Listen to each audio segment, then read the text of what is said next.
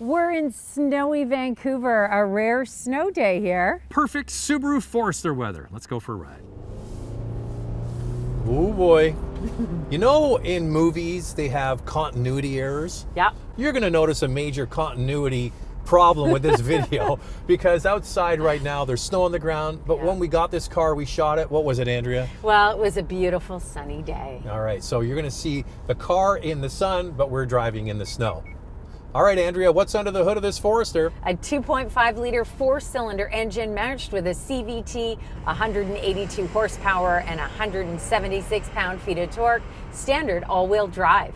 No longer a turbo, no longer a manual. Some people lament that for sure. But you do get a lot of stuff with this vehicle. Let's get into our key standard features.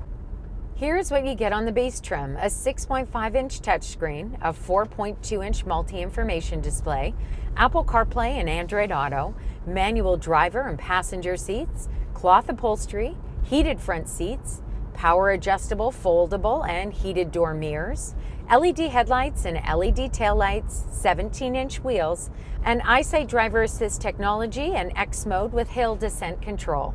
Got a big dial here, says X mode. What are we going to put it in? You got to put it in S for subscribing. If you can hit the notification bell, you'll be notified when all of our reviews drop, and then you can watch them. And we do this, the couple car review, twice a week. The first one drops on Wednesday. We put out another one on Saturday. And make sure you follow along on Instagram as well to find out what's going on behind the scenes. It's Motormouth_Andrea. For me, it's Motormouth_Auto, and the links are below. This video is brought to you by Car Cost Canada. Get the dealer's cost, list of rebates, plus discounted interest rates. Use the promo code MOTORMOUTH to become an expert member and get extra searches. The link is in the description below. Now, we recently put out a video of our top 5 favorite compact utility vehicles. The card is up here, and the Forester makes the list. Yeah, it offers such a great drive. It feels smooth. The cabin is quite quiet. When you accelerate on the highway and you try and pass the vehicle, I can hear the engine matched with a CVT, but then it calms right down. I think it's great for the city. And some people will say about the power, it doesn't have enough power. The only time I felt there was a lack of power was passing on the highway. How about you, Zach? Well, the thing about a CVT is it has its pluses and its negatives, so you get a bit of that motorboat effect, as you mentioned, when you're driving on the highway. Yeah. But off the line, you can make what is essentially the first gear really short, so you get that launch right away. In the city and driving in everyday situations, I find it works really, really well. And, you know, I would like the turbo engine, but I can see why they sell so many of these. And you know what I did? I just popped it into manual mode, and I used these paddle shifters when I had to do a quick pass, and I found that it gave me that boost of power that I needed. It does mimic how many gears? 7, right? 7, and the Wilderness has 8. We're going to talk about the Wilderness as well because they've come out with a new trim. Yeah. That's their more off-road capable vehicle, a little bit more wildernessy. The Forester Wilderness offers half an inch more ground clearance than the other models. It has improved gear ratios for off-road performance, a retuned suspension, all new front and rear bumpers, 17-inch matte black finish off-road wheels, and Yokohama Geolandar tires. It also comes with a full-size spare tire if needed. It has exterior body cladding and rear differential skid plates. It comes equipped with a front view camera, improved dual function X mode, all-weather soft touch water repellent upholstery, and more towing capacity of up to 3,000 pounds. It also has a strengthened roof rack that can hold 800 pounds, so if you want to put a tent up there, you can. So this is a 2022 model, and Subaru has given it a refresh. It's a mid-cycle refresh. Now, from a distance, you might not notice, but there are some changes. The exterior has a refreshed grille, front fascia, LED headlights, and a new fog light cover as well. I think it looks better. We've got the Premier trim, that top model. It's got some chrome accents throughout and 18-inch wheels. And it looks fantastic with this green.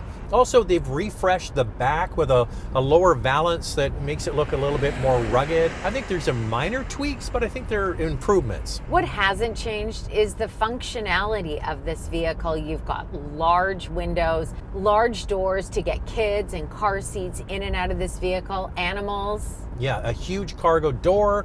It's really, really well thought out. there is no better compact utility when it comes to the functionality aspect. These windows, maybe it's not being picked up too well on camera, but they're huge. And then you add in the panel roof. I don't particularly like them. Andrea loves them, but I can see the appeal with this because you feel like you're kind of in a fishbowl. A lot of people are concerned about outward visibility. This is where you should start. They do a really good job. Well, I like the seating position in this Forester. I feel like I kind of sit up and over the dash. It gives you a great view in all directions. And then you go on to the inside, and we're both pleasantly surprised. Now, it's only been like 6 months since we drove the previous version of the Forester, but every time I get in, I always note that the level of materials that they use and the way it's put together is kind of top of this class. The only one that beats it might be the CX-5 from Mazda. Yeah, and the new Tucson. That's also a beautiful interior. I think that the seats are fairly comfortable in here. I'm a little disappointed that there's a 6.5-inch standard touchscreen. I think that it really should have the standard 8-inch touchscreen that you don't get until you move into those higher trims. But you do, Andrea. You get the little screen above that. There's a quick information readout. On certain models, it gives you a forward-facing camera. We don't get it with this one. So there's some extras that are added in here. There's no fancy digital instrument cluster. No. I'm okay with that. I find them kind of gimmicky myself, but a lot of people like them. Yeah, and some people were saying, oh my gosh, some of these knobs and switches in here seem like they're from 1999.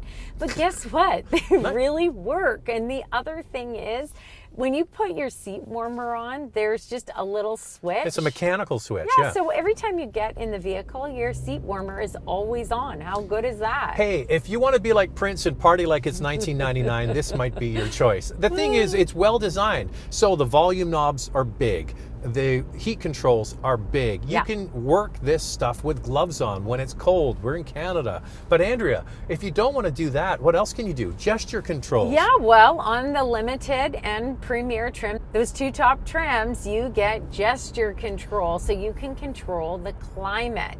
Now, this is how it works. If you put... Okay, you said works. We'll see if it works. Okay. Well, nobody said it was going to be quick, okay? I'll tell you that. So what you do is you put your hand up. Oh, there it is. It beeped, yeah. And what it does is it raises the temperature up 2 degrees. Celsius, yeah. Yes. Now, if you want to bring the temperature down by 2 degrees, you go like this. Now, this is the one that we can't get working. So every time that we go like this, we keep raising our temperature, but we can't bring it down. Let me try. Fight the power. Oh, it went down. Oh my gosh, you did it. Wait, let me try it again. Fight the power. You got it. Now, I'm not sure if that's quicker or easier than me just reaching here and turning it down. That is much easier. Yeah. I want to party like it's not. Oh, but you put it on low. I want to party like it's because yours kept turning it down. Now we're freezing. We want to go back to 1999. All right, Andrea always goes through what is the best value trim. What do you think? So the touring trim in Canada for under $35,000 and the limited trim in the US for under $32,000. And that's where you're going to get those features that you want. The 8-inch touchscreen, panoramic sunroof, power driver's seat, and the power tailgate. You don't have to spend top dollar on this premier trim. Another really good trim, Zach, is the limited trim in Canada, which is just below the premier. It gets you all the features that you get in this premier trim. But minus the leather seats, right? No, you get the leather seats, but what do you think you don't get, Zach? The panel roof? No, you get the panel roof on the one below trims, that. yeah. Well, what could you be giving up? Well, the wheels? this color combo. Oh, the color combo. Yeah, okay. That is exclusive to the premier trim. And also there's some exclusive accents to the exterior of the premier trim, like chrome or silver accents throughout. I like this interior, but I'm sold on cheaper. But Zach, I am Scottish. Yes, that's true. But you know what? Would you pay an extra $1,000 to get this? Yeah. It's not that much more. You know what? I think this vehicle is priced to perfection. Yeah. We're going to come up with our vital stats in a moment. And I think you'll agree, from where it starts to where it ends, there's not much in it, and it really offers a lot of value. All right, the back seat, there's plenty of room. When you get in there, the doors are huge. Yep. It's comfortable. You sit up high. You've got great outward visibility. How does it compare to the others? Like you said, Zach, it's got plenty of space, but the Escape and Tucson offer the most second row space, but just a little little bit more than the Forester. Although the Forester passed our carry-on and a cooler test with ease, it offers the least amount of cargo space behind the second row at 26.9 cubic feet compared to others in this class. Overall cargo capacity is better at 69.1 cubic feet, but the Rogue, Tucson, and CRV all offer more. But on the plus side with the cargo area, the door is very square and large, and getting stuff in is a snap. All right, you have some good questions, including a hybrid? What? Subaru? Let's get into it. Time now for questions, coffee, and cars. Your questions from Instagram. I personally think Subaru not including the turbo engine as an option for the Forester Wilderness is a huge disappointment. They should at least give customers the option. Yep. I agree. You know what? There was a big fan base of the old XT turbo model. They got rid of it when they came out with this latest version. Yeah. It didn't sell as well in the United States as it did in Canada. Canada, as a percentage, grabbed more turbos. However, our market's too small to get them on their own, and they seem to be bringing the turbo back in other variants. So I'm hoping that will happen one day. Yeah, well, the Outback has the turbo and the Ascent that we reviewed. And the new WRX, of course. Yeah, they both have that turbo. We like it. I mean, who's kidding who? Of course we like the extra power when it's needed, but I'm wondering if Subaru has bigger plans, and that's coming up in our hot topic. Oh, good point, Drea. Right? We don't want to give it all away right now. What's the next question then? I've always liked the Forester. I think it's a great compact SUV. Why would somebody buy this over the Outback? And why would somebody buy the Outback over this? Doesn't the Outback have more practicality? The Outback is more like a station wagon. I feel like it drives like a station wagon. It's more like a car. Yeah, this drives like an SUV. You do have a higher seating position. And interestingly enough, the ground clearance on the Outback and the Forester are equal. Actually, the Crosstrek has the same ground clearance. It's 220 millimeters, and that's true through all of the Subaru SUVs. So the basis of the old Outback is the legacy station wagon. It morphed into a crossover. It's like a true crossover. Went from a car to a utility. This is more of a traditional compact utility. So pick your poison. They're both great. And the Outback Wilderness offers a little bit more ground clearance than this Forester Wilderness. And also, I think with the Outback, you get that turbo engine. So if you want more power, the Outback is definitely going to be for you. Do yourself a favor. If you're getting the Outback, get it with the turbo. Giddy up. If you're looking for practical information on a new car, you'll find it right here on the Motormouth YouTube channel. All you do is go to YouTube and type in Motormouth first, and then the brand that you're searching, say it's Subaru in this instance, you'll find all of the videos we've done on this brand. It's that easy. It kind of irks me that Subaru put a CVT in an off-road oriented vehicle. It's probably what is really holding me back from considering one. I wouldn't say this is an off-road oriented vehicle. It's a compact crossover that has a little bit off-road chops, okay? Let's just call it what it is. If you want a real off-road vehicle, you're gonna get something like a Toyota 4Runner, something like that. A Wrangler. A Wrangler, those are real off-road. Bronco. So this brand definitely lets you do a little bit more in the way of like cottage roads and that kind of thing, but that's what they're designed for. But I do understand where you're coming from, because Subaru is certainly promoting this as an off-road vehicle. If you watch any of their videos on the Wilderness, it really shows that. Yeah. I did Google, because Zach and I, when we do our off-roading, it's mostly like a cottage trail, a rough road. The biggest concern with off-roading in a CVT is overheating and maybe power being cut off. So I went onto some Subaru forums, and people who have Foresters say that they've never experienced that, and that it has been very good, and they've done some real mountain off-roading with steep inclines and decline. That's the feedback that we got from these forums.